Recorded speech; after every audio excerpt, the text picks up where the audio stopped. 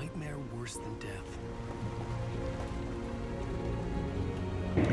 Here is Alan Wake 2, 13 years after first game's events, which took place at Bright Falls, Dark Presence, Taken's, Dark Place, and many more.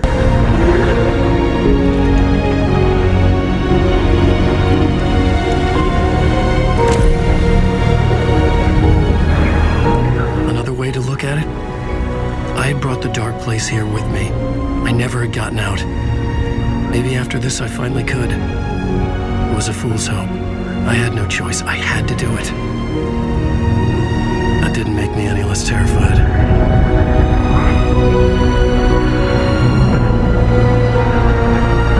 Fuck it.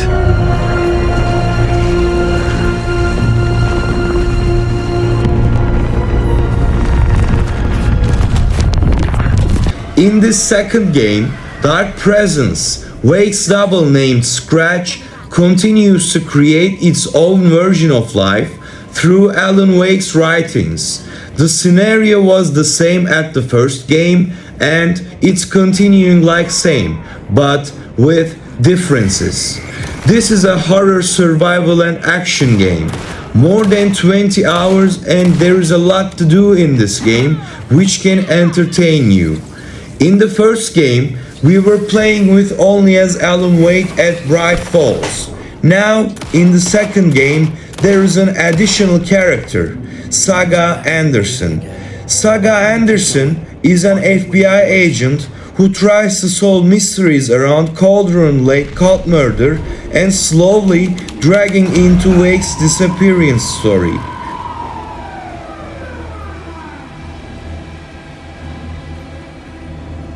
The police car? Not important to the story.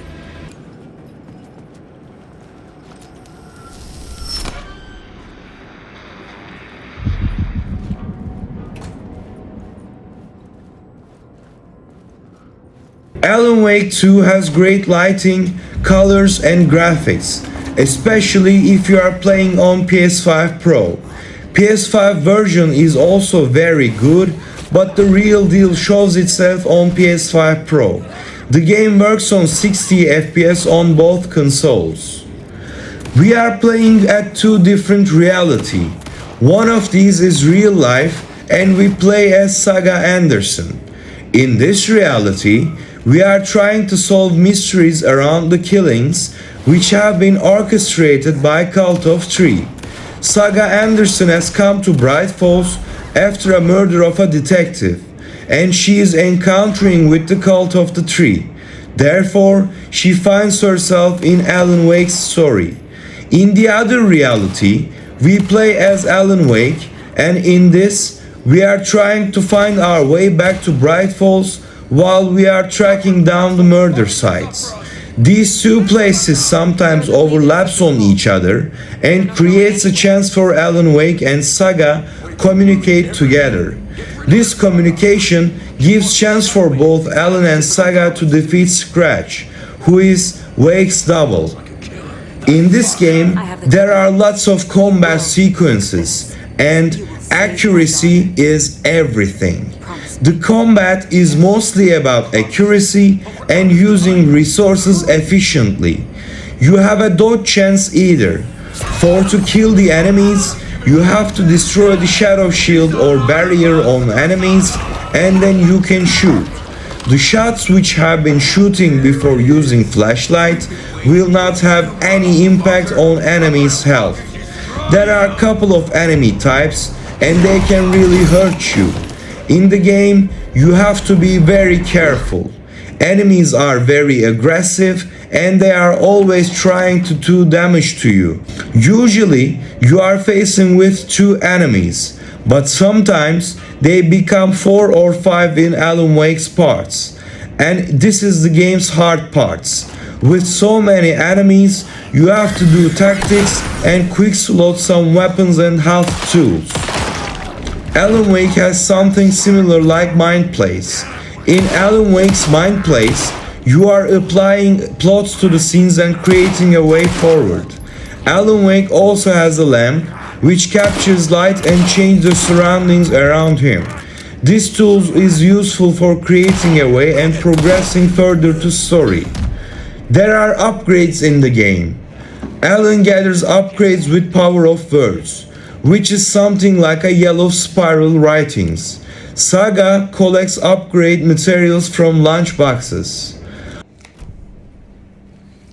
As you can see here, lightings are amazing. Sunset, shadows, and graphics looks very good.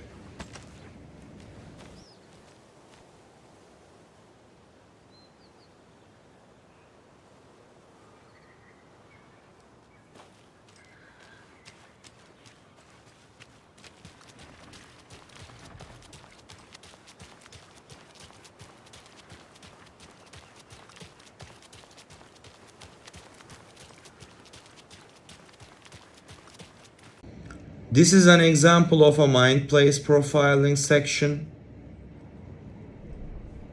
And here are the maps here. Bright Falls maps. Get the hell out of here!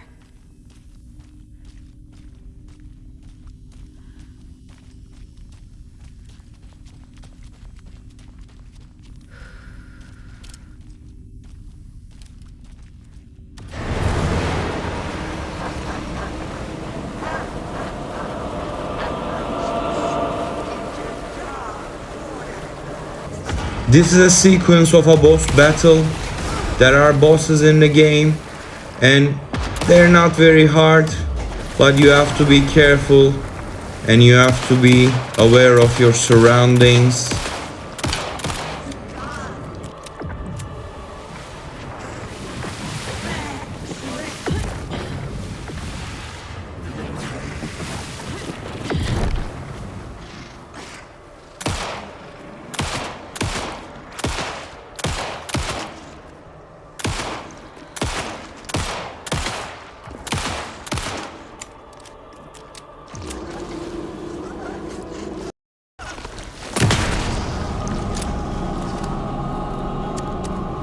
I really enjoyed the game and I definitely suggest you to play it.